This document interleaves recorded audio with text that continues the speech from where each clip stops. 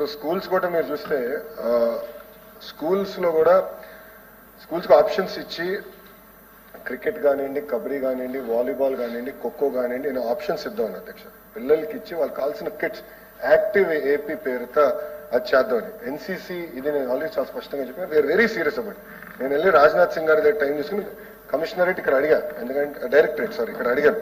కారణం ఏంటంటే అది వస్తే మనకి ఎక్కువ గ్రిప్ వస్తుంది. ఎందుకంటే సమీపంగా అనేక కారణాల వల్ల తగ్గిపోతుంది. తప్పకుండా అది మన బలోపేతం చేయాలి. స్కౌట్స్ అండ్ గైడ్స్ ఒకటి, దాని రెడ్ క్రాస్ విషయం కూడా నేను డిస్కస్ చేశాను. అది సీరియస్ గా తీసుకుంటున్నాం అధ్యక్ష.